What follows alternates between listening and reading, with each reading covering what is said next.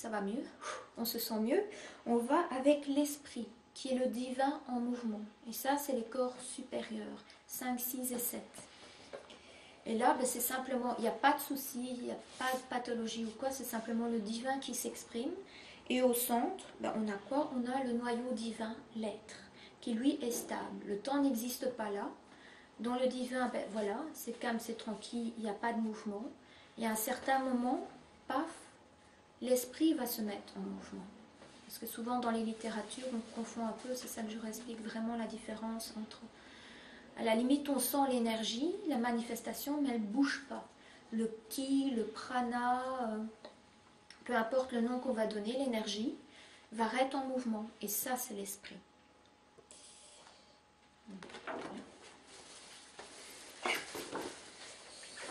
Et donc, c'est au sein de ces chakras qu'on va entre autres aller retrouver tout ce qui est, ici c'est une bonne relation, les cordes relationnelles qui passent d'une personne à l'autre. Ici, on ne montre que les cordes relationnelles d'une personne à l'autre. Ces cordes relationnelles, on les a par rapport à toutes les personnes qu'on côtoie, soit gravées, greffées au niveau de la personnalité, de l'âme, ou plus profond en fonction du type de relation qu'on a avec les personnes. Et on les a aussi bien à l'avant que, comme j'ai dit, aussi à l'arrière des chakras. Et donc, pour revenir de manière plus schématique, donc le noyau divin est vraiment au niveau du cône, au centre des chakras. Et donc voilà. C'est ça aussi que grâce à ces corps, par moments, on sent quand quelqu'un ne va pas bien, ou quand il y a quelque chose qui ne va pas avec une personne, ou qu'on a tendance à vouloir téléphoner en même temps, ou ah ben justement je pensais à toi quand la personne vient. Ça va dans les deux sens malheureusement. Vous savez tous très bien que c'est quand on n'est pas bien que la personne qui nous ennuie le plus va se pointer ou nous téléphoner pour nous pomper. Ça va dans les deux sens. Mais bon, voilà. Ce qu'il faut savoir aussi par rapport aux chakras, c'est qu'il y a également différents types de pathologies. Des chakras qui sont éclatés, corrodés, ou qui sont percés, ou carrément des personnes qui vont intruser, y aller planter dans le chakra jusqu'à traverser le canal d'énergie centrale et pouvoir voilà, aller pomper dans un autre chakra. Les cordes relationnelles, parfois malheureusement font ça. Il y a aussi différents types de personnalités par rapport à ça. Souvent, les personnes qui vont nous pomper toutes nos énergies, ce sont des personnes, là je ne vais pas m'étendre trop sur ça, de type oral. Ce sont des personnes qui n'ont pas confiance en elles, et pour qui on ne fait jamais assez. Il n'y a jamais assez ceci, il n'y a jamais assez cela. On peut donner tout ce qu'on veut, mais ce n'est pas assez, et qui se referment sur elles, qui vont aller vous pomper en regardant dans les yeux, aller vraiment aspirer votre énergie. Souvent on le sent en plexus solaire, mais en fonction de ce qu'on essaye, parfois c'est aussi la gorge ou autre, mais c'est principalement le plexus solaire qui vont vraiment l'épuiser. On va avoir leur aura qui est vraiment plongé sur vous, en train d'aspirer, et qui vont justement, avec les cordes énergétiques, même les rubans, aller pomper chez les gens. Mais bon, ça, c'est vraiment avoir la fermeté pour pouvoir mettre les limites. En fait, l'idéal pour ces personnes-là, c'est de ne pas les regarder dans les yeux ou pas trop longtemps, parce que sinon elles attrapent, mais un peu comme ça, pour dire, bon, ok, je suis avec toi, mais je ne te laisse pas me pomper. Mettre la main devant le plexus solaire et se mettre légèrement de côté. Ou sinon, c'est vraiment la porte ouverte par rapport à ça, tout en restant dans le hara et s'ancrer. C'est la seule chose qu'on peut faire par rapport à ça, et la ramener par rapport à sa propre confiance en elle, qu'elle réalise qu'elle a un potentiel et qu'elle puisse en prendre conscience. Ou sinon, voilà. Mais il y a plein d'autres typologies, mais pour ces personnes qui pompent, c'est vraiment ça qui aide à ce niveau-là. Alors, merci. Donc, maintenant, je vais parler du canal d'énergie centrale. Alors là, c'est un peu comme... je reviens plus sur le nom. Les voitures, dans l'ancien temps, avant qu'on ait les pompes, mais on mettait ça aussi, enfin les rustines au vélo, la jante, c'est ça? C'est la jante à l'intérieur qui... Ouais, chambre à air. Voilà. Le canal central, c'est un peu la chambre à air des chakras. Ce qui veut dire que quand il y a un chakra qui fonctionne moins bien, eh bien, à ce moment-là, on va prendre l'énergie d'un chakra qui fonctionne mieux et on va vraiment aller mettre cette énergie-là dans le chakra qui fonctionne moins bien. C'est une solution moindre mal, évidemment, ce n'est pas l'idéal. Mais ça permet que tous les chakras fonctionnent bien, de diminuer quand un chakra est trop suractivé et de pouvoir donner l'énergie quand un chakra n'est pas suffisamment activé. Bon, et parfois, il y a même des chakras qui sont déconnectés du canal d'énergie centrale qui permet aussi à tous les chakras de travailler ensemble. On pourrait aussi associer chaque chakra à un aspect de la personnalité. Bon, on a tous différentes facettes. Eh bien, le canal d'énergie centrale nous permet de ne pas être schizophrène et nous permet de réunifier tous nos aspects et de tout faire fonctionner en même temps. Alors, bon, évidemment, on a Sushumna, Ida et Ingala. Hein, bon, c'est l'énergie plus froide, plus chaude, c'est la qualité d'énergie. Et Sushumna est vraiment le canal d'énergie central avec tous les aspects. Et ces canaux vont aller diffuser l'énergie dans les 72 000 canaux secondaires. Je suis celui qui les a comptés. Mais bon, voilà. Alors, ce canal permet de tout bien faire fonctionner ensemble, de mettre en relation tous les différents aspects de notre personnalité. Et en même temps, lui aussi, parfois, il a des couacs. Hein, par exemple, si, j'imagine que ça a déjà arrivé à tout le monde, de faire quelque chose même si on n'a pas envie de le faire. Ça fait des bosses, des renforcements dans le canal d'énergie. Bon, il y a des endroits où simplement parce qu'un chakra va être moins activé, on va un peu avoir comme un saucissonnage qui se fait ainsi, ou un étranglement à certains moments, que l'énergie va moins bien passer. C'est tout comme au niveau des chakras.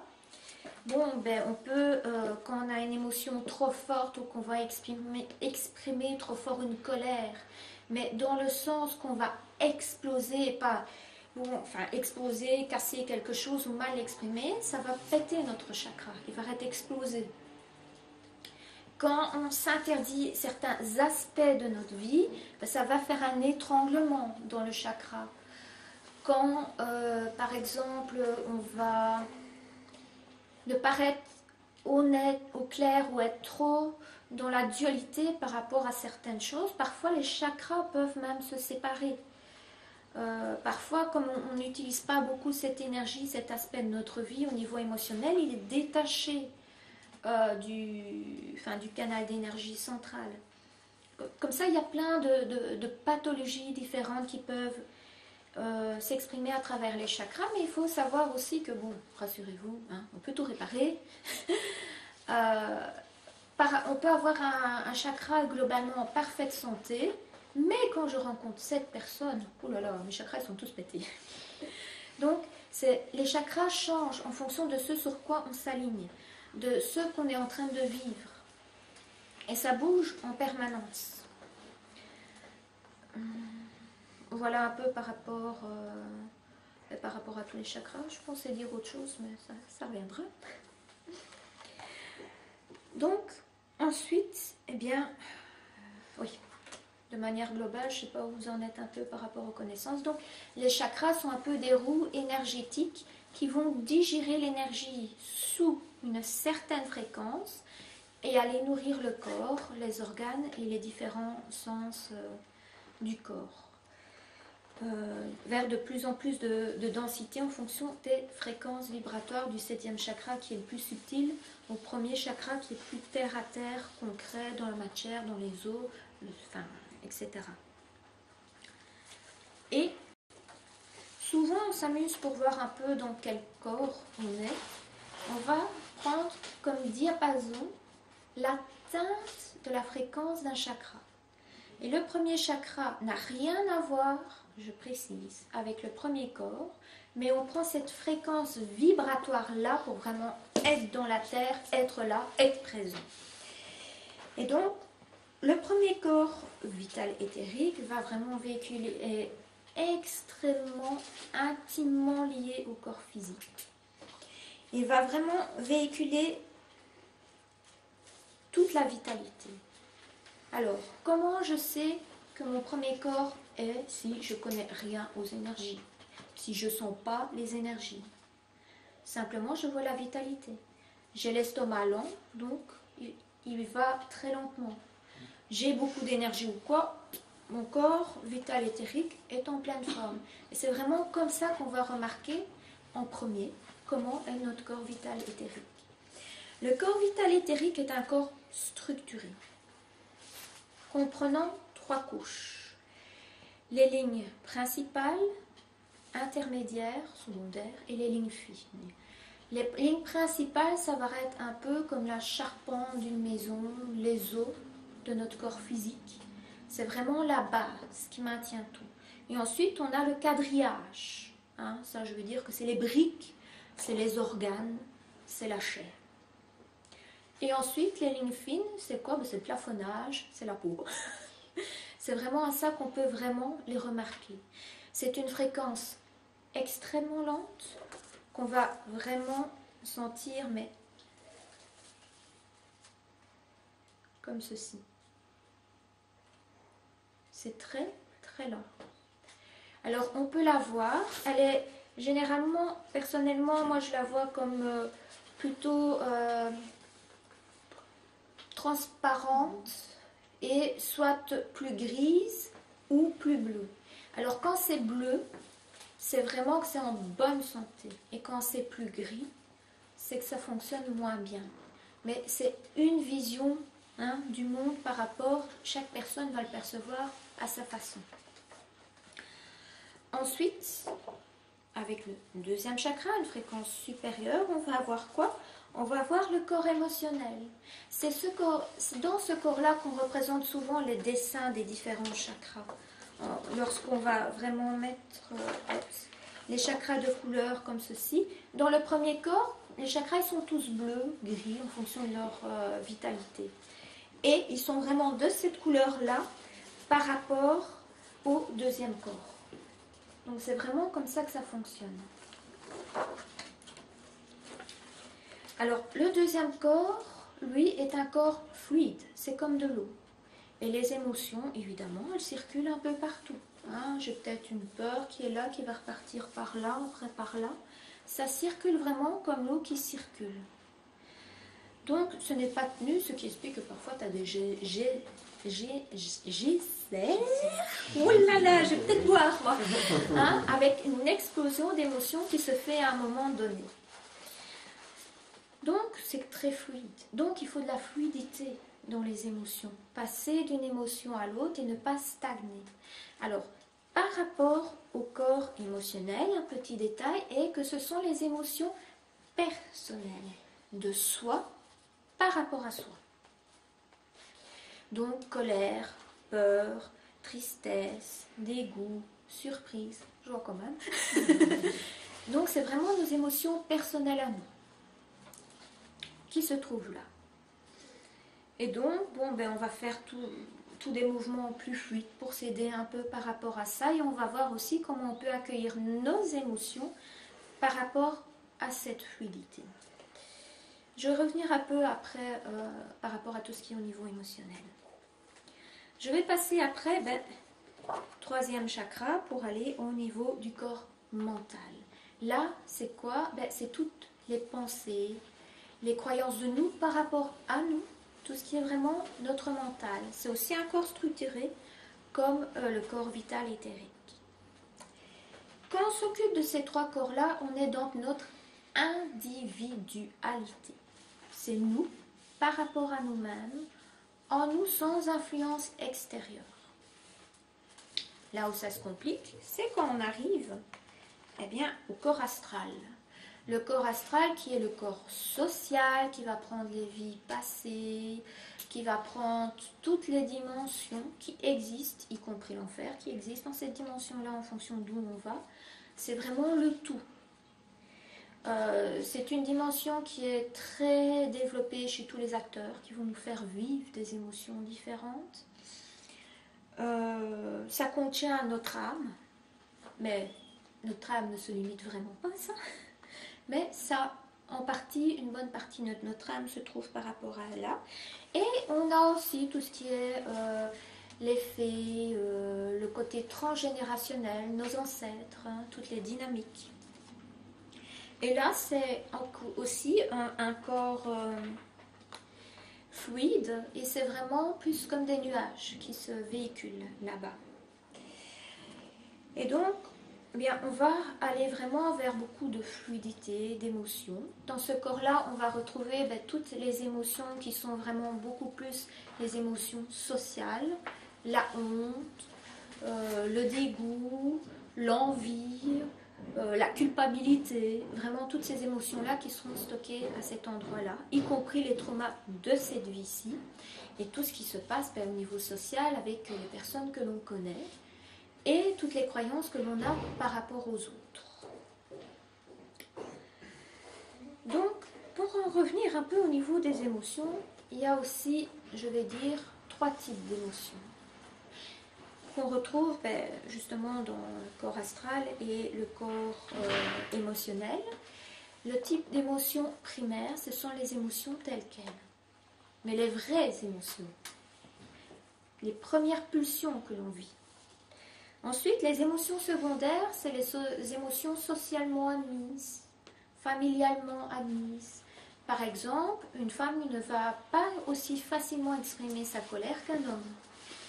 Elle va plutôt cacher sa colère vers l'émotion secondaire, qui sera l'émotion de tristesse, et donc elle va cristalliser sa colère, et bien souvent la somatiser.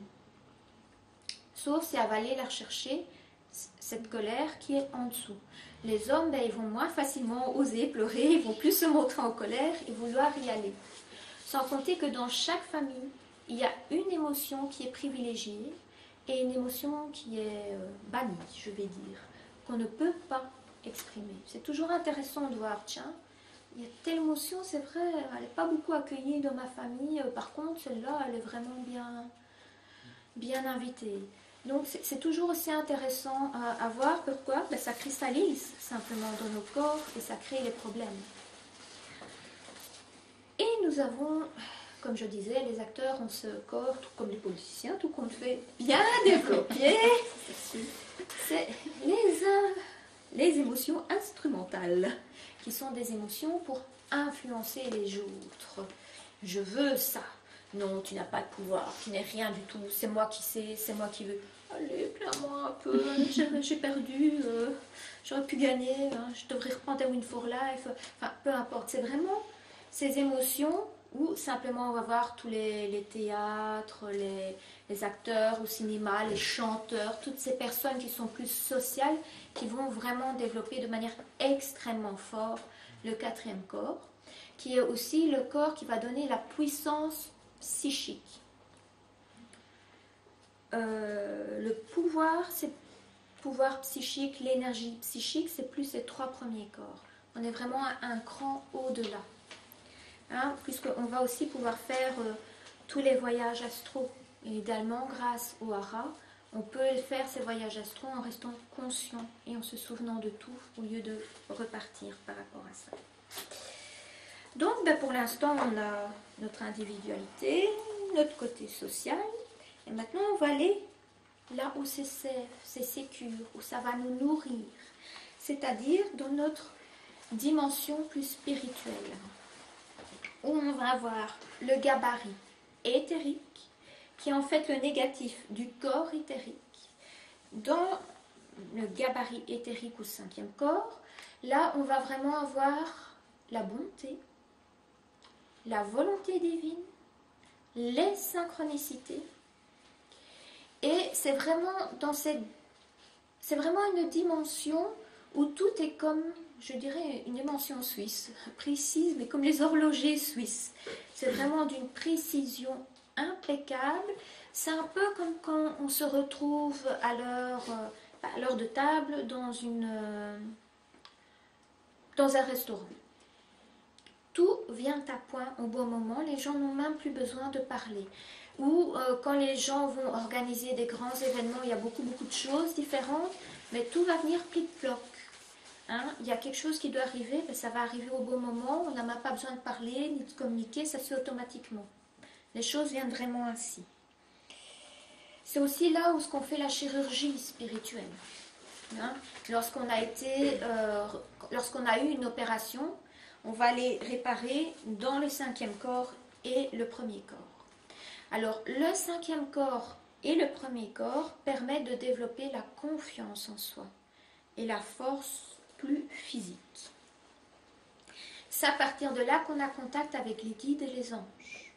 Donc, il y a une différence entre le niveau astral, où c'est plus la nature, les fées, les ancêtres, et là où c'est vraiment la dimension des guides de lumière et des anges. Ce n'est pas les mêmes fréquences, il y a une différence entre les deux, à savoir. Ensuite, on arrive au corps céleste. Le corps céleste, c'est l'extase, la beauté, l'amour inconditionnel, l'amour universel, l'amour pour la vie, l'orgasme. Des choses vraiment très intéressantes. Et donc c'est vraiment une dimension où on rencontre aussi beaucoup les anges, une fréquence très très rapide, c'est vraiment comme des jeux de... C'est des éclairs de lumière, là. C'est carrément la lumière pulsée, un peu comme ça. Ouais. Dans le gabarit kétérique, c'est quelque chose d'extrêmement subtil, mais de fort et de solide. Quand on va être dedans, par exemple, ma main va être comme ça. Je vais vouloir la bouger ou la descendre, l'énergie sera trop forte. Je ne saurai pas, et je vais sentir vraiment... Okay, que ma main est vraiment figée là pour le temps nécessaire et ensuite elle va bouger, mais elle sera bougée. Je vais vraiment sentir des micro-mouvements qui sont faits par les guides. C'est pas une dimension où je change, où on peut vraiment faire comme ça. Il y a vraiment une différence par rapport à ça. Pourtant, c'est hyper subtil. Dans le 5e corps, donc le corps céleste, c'est une rapidité exponentielle, ça va extrêmement très très vite. Il y a beaucoup de joie, d'amusement dans cette dimension-là. Et évidemment, comme c'est extrêmement loin du corps, tout en étant aussi en profondeur dans le corps, parfois on se retrouve très loin de la personne pour travailler et parfois on va vraiment travailler sur son corps physique. Je vais revenir à cette précision après, mais je vais d'abord finir. Quand on associe le 6e corps, le 4e corps et le 2e corps, qui sont tous les corps fluides, nous avons l'amour inconditionnel. Et on se donne des bains d'amour. Amour pour soi, amour pour l'autre et amour universel. Et on va guérir tout ce qui est justement au niveau émotionnel. Ce n'est jamais qu'en débordant d'amour pour soi que l'on peut partager avec l'autre. Et ne pas tomber dans une dépendance, et ne pas se vider. Et l'amour universel fait toujours du bien aussi. Mais voilà, c'est vraiment le tout. C'est vraiment l'amour divin pour soi. Ok, je laisse aussi traverser pour moi, pour aller vers l'autre. C'est vraiment l'amour inconditionnel. Mais aussi pour nous, parce qu'on vit dans la matière.